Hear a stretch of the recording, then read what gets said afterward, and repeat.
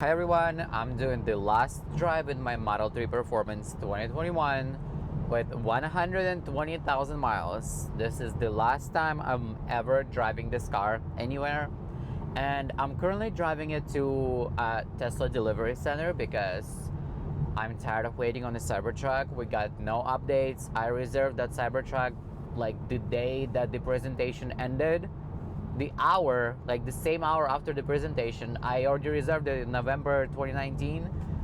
Still no updates. So this car is already 3 years old.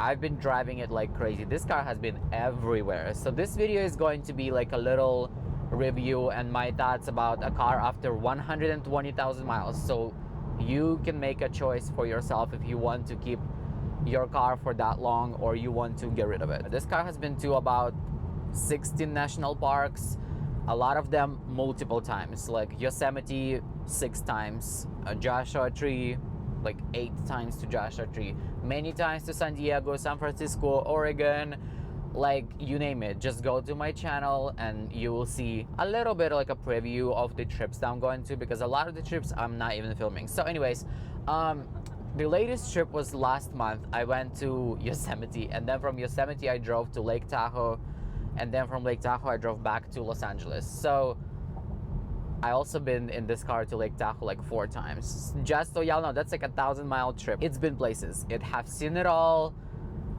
But since now this car is out of every possible warranty, there's no battery warranty, there is no basic warranty, it just became a point when it's like so expensive to operate this vehicle. Like literally, I had rear suspension replaced, some parts in rear suspension. That was $3,000 out of pocket.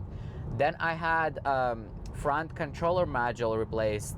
That was another $1,000. Sound in my speakers went out, and they needed to replace this microphone up here because for some reason this microphone is the reason why your speakers in the entire car can just stop working. So they replaced this microphone for like $600. And you know, it's like a bunch of those little things that just add up to a point when I'm like, I cannot like have another service bill, and what if it's like a battery bill? This car, by the way, has the 3rd battery pack already. So the first battery pack has been replaced at just 20,000 miles, and I have a video of on my channel. You can go ahead, there's 2 videos, you can go ahead and find those ones. So that was the first time at 20k miles they replaced it with the warranty, right? The problem here is that I got this car, it had the 82 kilowatt battery pack, right? Kilowatt hours.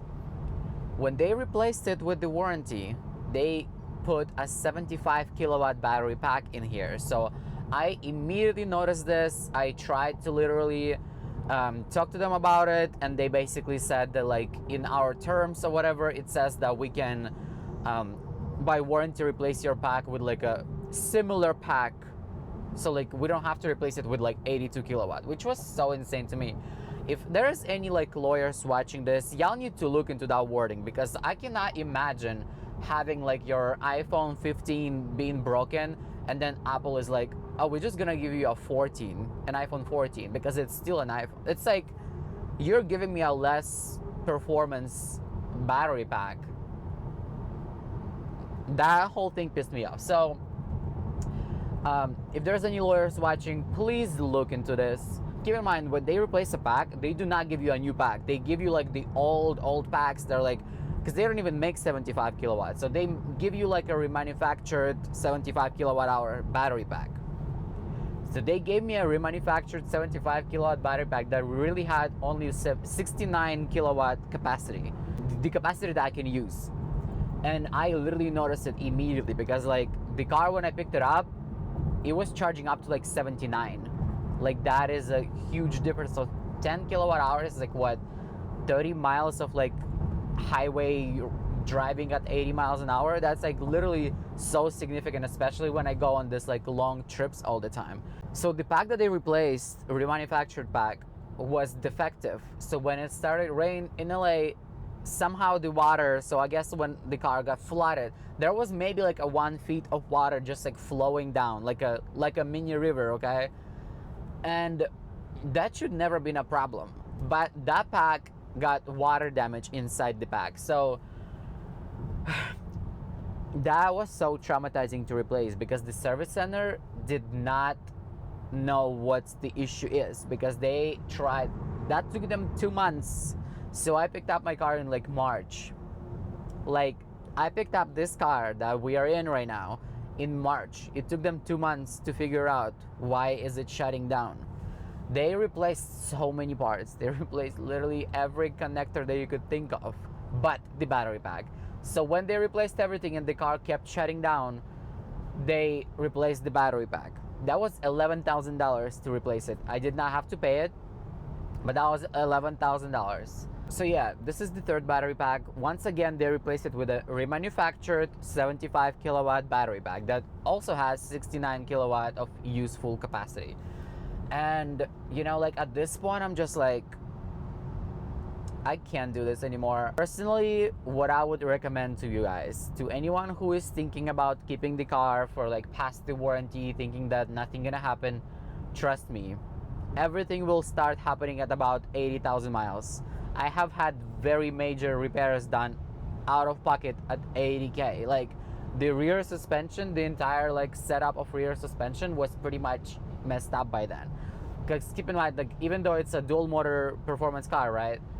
Most, like 99% of the time is driving rear wheel drive. Like the one motor in the back is driving the car.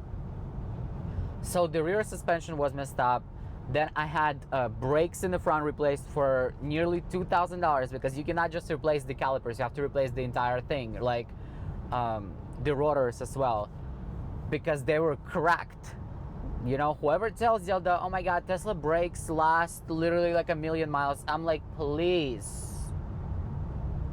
Like, yes, they're gonna last longer, but like I still had to replace them at about 100K miles. So because they were cracked.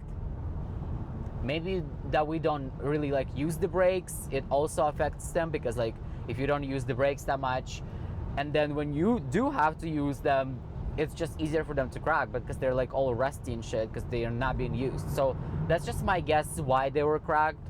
And yeah, that was like $1,600 or $1,700 to replace them, just in the front. Okay, and now like just add everything that I just said, and this is just the beginning. There's been so many little other things that I don't even remember. Like I literally have over like 25 appointments with this car at the service center, okay? In the warranty and after the warranty, like all together.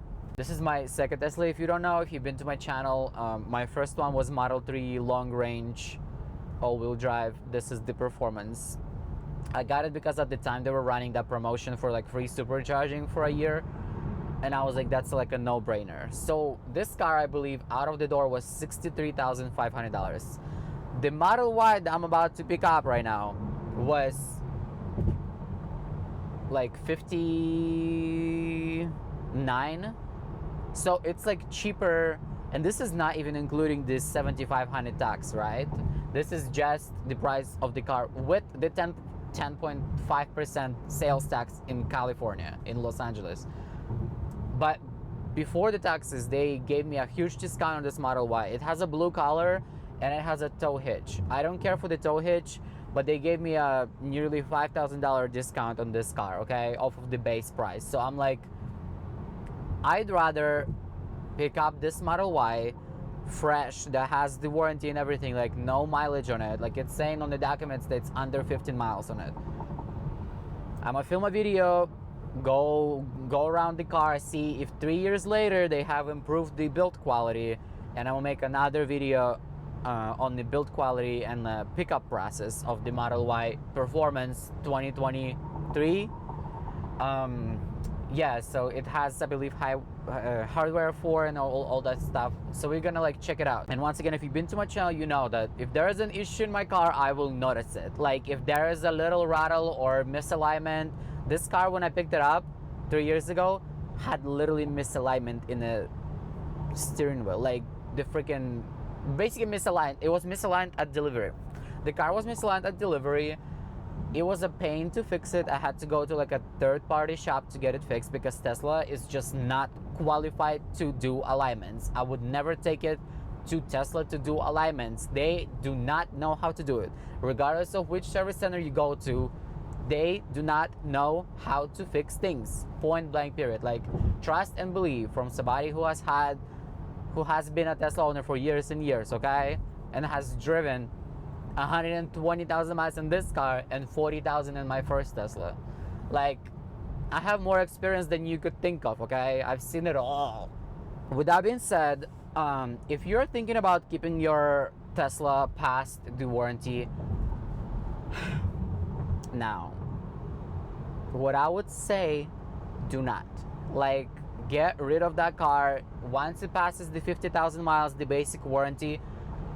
Even those basic things, like I told you, the rear suspension is not covered by the 120k miles warranty.